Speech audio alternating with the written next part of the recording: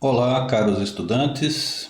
Iniciamos hoje a atividade de aplicação dos conceitos de estados limites, com o uso de um exercício que foi dado como exemplo já através do material de aula, onde hoje nós vamos fazer algumas considerações que devem facilitar esse processo.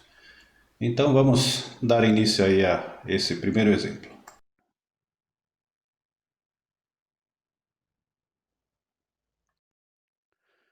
Nesse primeiro exemplo, que na verdade é similar ao que nós tratamos no nosso estudo preliminar de estados limites, né?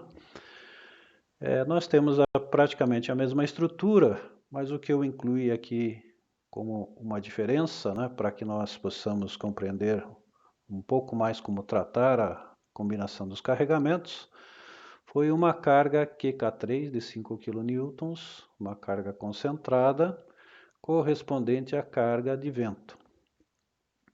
Os demais carregamentos são similares ao que nós tínhamos naquele exercício, ou seja, carga permanente de 10 kN por metro, né, com seu valor característico, carga de utilização sem predominância de multidões, nesse trecho entre B e C, correspondente à carga de edificação residencial, e uma carga QQ2, né? Aqui não está indicado o índice K, mas é a carga característica com predominância de multidões correspondente a uma parte comercial. Né? O que nós buscamos na solução desse problema, né, são as solicitações máximas e mínimas de tração ou compressão, né, provocadas por esses carregamentos, buscando então essa solicitação normal no estado limite último de projeto, né, bem como depois as combinações para o estado limite de serviço, que nós sabemos, né, que a diferença de estado limite último são as análises de segurança e verificação de segurança, enquanto estado limite de serviço são os carregamentos combinados utilizados para verificação do desempenho do nosso elemento estrutural. Né? No andamento, né, antes de iniciarmos a solução propriamente dita, o que nós temos de destacar nesse exemplo? Então, primeiro, como eu já comentei, as três cargas acidentais, não mais duas, como no exemplo dado anteriormente. O outro detalhe é que esses conceitos, né, serão necessários ao longo da disciplina. Para se fazer o projeto de qualquer elemento estrutural, é necessário os cálculos inicialmente dos esforços nos estados limites de projeto. E para a aplicação, nós indicamos dois segredos, né, que podem ajudar vocês nesse processo. Primeiro, nós vamos combinar solicitações geradas pelas cargas e não as cargas propriamente ditas. Então, nós combinamos momentos fletores, esforços cortantes, esforços normais, esforços de torção e não as cargas. De modo geral, isso evita que nós cometamos erros quando consideramos carregamentos não adequados. Né? E a outra consideração é em relação aos coeficientes de ponderação, que muita gente tem dúvida. Né? Então, aqui vai um segredo, né? A forma de tratar isso é essas análises. Né? Se a carga permanente tiver o mesmo sinal da acidental, o majorador da carga permanente, ou da solicitação provocada, né, pela carga permanente, será o maior dos dois possíveis. Geralmente nós temos o valor 1 e 1,4 para majorar a permanente, e essa seleção se fará então de acordo com o sinal. Se os dois forem iguais, usa-se 1,4. Se a permanente tiver sinal diferente das acidentais usadas, na combinação, daí usa-se o valor 1. O que se busca aí é a maximização do valor da solicitação, ou seja, a solicitação no estado limite último de projeto. Para a solução do nosso problema, né, a situação que nós temos originalmente, aí com as cargas separadas em cores, né, a permanente GK, as duas acidentais Q1K e Q2K que são distribuídas, e a carga concentrada QK3 de 5 kN, né? tem uma estrutura que é um sistema de um pórtico, né, em que parte é uma viga. Então, como visto anteriormente, o mais fácil é separá-la como uma viga, né, tomando a reação de apoio no ponto B como a carga normal que será introduzida na barra AB. Né? Então, essa carga normal pode ser de tração ou compressão, como nós vamos discutir a seguir.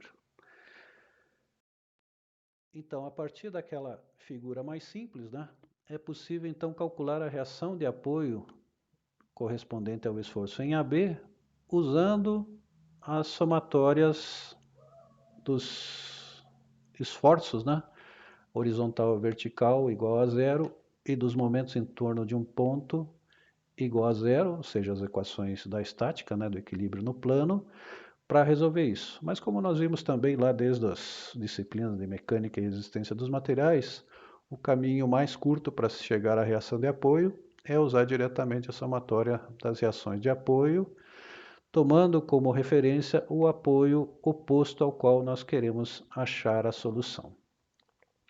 E tomando então cada um dos carregamentos de maneira isolada ou independente, né? Então, o GQK, os Q1, 2, 3 separados, nós vamos achar as reações de apoio. Nesse caso, nós temos então a carga permanente, que vale 10 kN por metro, numa extensão de 14 metros, né? A metade do seu trecho é 7 metros, onde teríamos a carga concentrada equivalente, que dista do apoio, né, no ponto C, de 1 metro, mais o outro apoio, que aqui nós já representamos pela solicitação permanente, vezes a distância até o ponto C, onde está, né, essa nossa referência, 6 metros. Calculando isso, nós teríamos uma reação de apoio de menos 23,33 kN. Então, isso é um valor de reação de apoio. Mas o que nós estamos buscando é o efeito nesta barra, né, provocada pela ação dessa carga. Então, como essa carga tem o ponto de equivalência, né, da carga concentrada equivalente no balanço, ela vai provocar um alongamento da nossa barra. Então, um efeito de tração, que tem sinal positivo, né? Assim, também para a carga variável QK1, né, que atua entre os dois apoios, nós teríamos a carga 15 vezes a distância 6 metros, vezes a distância do ponto de aplicação, que seria na metade dos 6 metros até o ponto C, 3 metros, né? A reação sempre de um apoio até o outro, 6 metros, vamos achar 45 kN. Só que aqui, como a carga está num vão, como se fosse um vão isolado de uma viga, é fácil observar, né, que as reações são de compressão. Então, provocam, né, compressão na barra. Então, o sinal é negativo, efeito na barra B de compressão.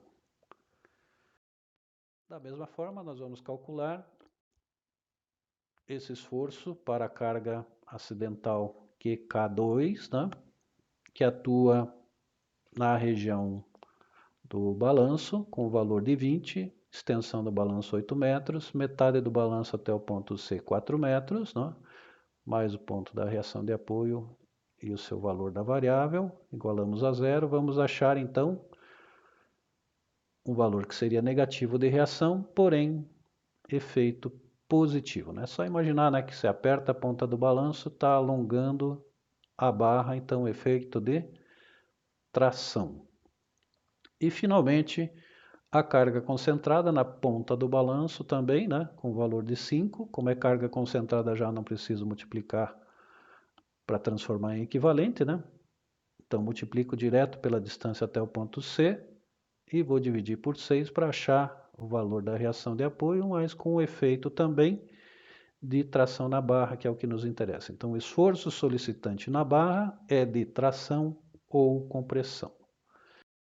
Resumindo os valores, então nós teríamos carga permanente de tração de 23,33, uma carga acidental de compressão de menos 45 e outras duas, 106,67 e 6,67, de tração. Então, duas cargas acidentais de tração e uma acidental de compressão. Vamos ver agora, então, como resolver isso no estado limite último. Então vamos buscar primeiro a máxima tração, né? O máximo esforço de projeto de tração. Tração é positivo, vão entrar então aqui as cargas acidentais positivas. Não entra a carga acidental negativa, porque essa estaria aliviando o efeito, né? Como o próprio nome diz, acidental significa que a carga pode estar presente ou não. Então vamos considerar aquele instante onde estarão presentes apenas as cargas que vão maximizar o efeito de tração. E a permanente sempre entra, né? Na nossa equação, lembrando aqui, né, ela representa aqui a solicitação de projeto, que nós substituímos então pelo esforço que nós estamos trabalhando. Então, esforço normal de projeto, o ponderador γg, majoração da solicitação permanente, normal, característica, majorador das acidentais, né? Aqui uma carga acidental principal, que eu vou escolher entre as que entram na combinação, e aqui entraria a somatória das cargas acidentais secundárias ponderadas pelo fator de combinação ψ0j. Então nós vamos ter quantas hipóteses? Tantas quantas forem as cargas acidentais daquele sinal que nós estamos buscando o esforço máximo. Então nesse caso é positivo, vamos ter duas cargas acidentais positivas, portanto, duas hipóteses. Nessa hipótese, eu vou escolher um dos dois carregamentos, né? Então vou escolher como principal, primeiro, a carga correspondente ao edifício comercial, que é aquela lá dita como onde há a possibilidade, né, de acúmulo de pessoas ou concentração de pessoas como carga principal, e vou colocar na equação. Aqui temos a permanente, né, mais 23,33, aqui a principal, 106,67, e aqui a do vento, né? Então a do vento é a secundária e essa é a principal. O majorador será 1,4 para combinações normais. E aqui nós vamos decidir, né, qual é o valor, 1 ou 1,4. Como nós comentamos lá naqueles caminhos lá que facilitam o nosso progresso aí, né? O grande segredo é analisar o sinal aqui. Se eu estiver trabalhando com positivas aqui e esta também for positiva, né, mesmo sinal, vamos usar um majorador maior, 1,4. Caso contrário, vamos usar 1. E o outro detalhe aqui é, preciso desse fator de combinação. Esse fator de combinação é apresentado na NBR 6118 e na NBR 8681, não? Com o fator ψ0. Então, nós estamos falando ali do vento, pressão dinâmica do vento nas estruturas em geral, fator de combinação 0,6. Então, este fator é que entra aqui na nossa equação.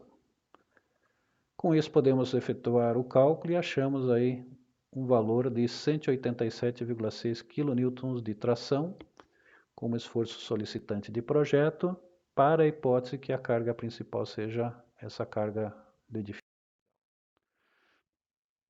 Nessa segunda situação, nós vamos colocar o vento agora como principal. Então a equação é a mesma, né? O que vocês observam é que nós vamos inverter aqui as duas acidentais. Então o vento vira principal e a carga do edifício comercial vai virar a secundária. Claro, se tivéssemos mais cargas, teríamos as outras parcelas e teríamos mais hipóteses, né?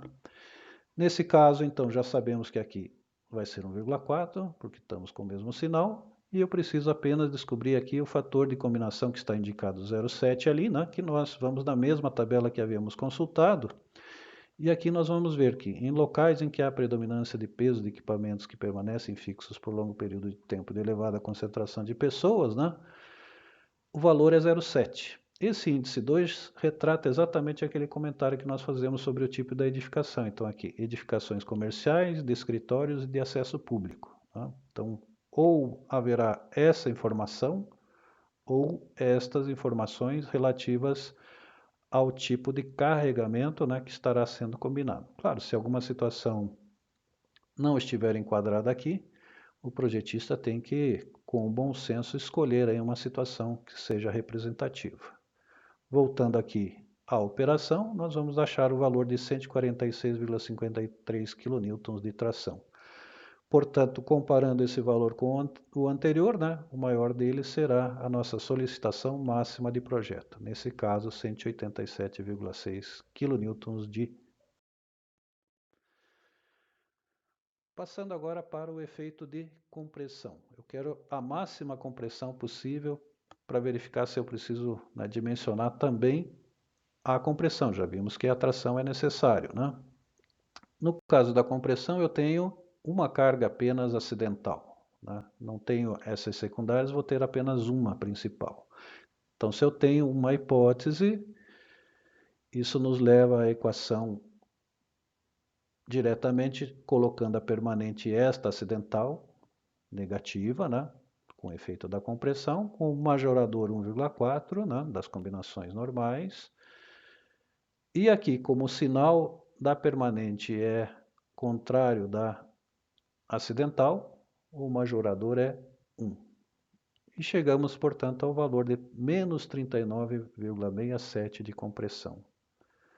Isto nos leva, então, a uma solicitação normal máxima de compressão, que nem deveria estar aqui o sinal, né? 39,7, porque já estamos falando que é de compressão, ou também chamada de solicitação de projeto mínima, menos 39,67 kN, com o efeito, né? O sinal representa o efeito de compressão. As duas afirmações estão corretas. O que nós queremos saber é qual é o maior efeito, nesse caso, que pode ocorrer de tração e qual é o maior efeito que poderia ocorrer de compressão. Então, vamos ter tração e compressão nesse elemento, mas poderíamos ter, como já citamos em sala de aula, no caso, por exemplo, de uma viga, a inversão do momento positivo e negativo, tracionando a fibra inferior ou superior, onde vai se indicar as armaduras, né, para atender a essas situações, caso ocorra essa alternância de valores.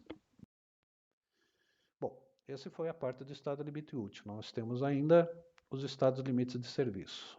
Para o vídeo não ficar muito longo, nessa segunda parte do exercício eu vou tratar no segundo vídeo, mas é importante que vocês tenham entendido esses primeiros conceitos, que isso facilitará bastante o nosso entendimento também dos estados limites de serviço, ok? Conversamos na sequência, então, para a segunda parte do nosso problema.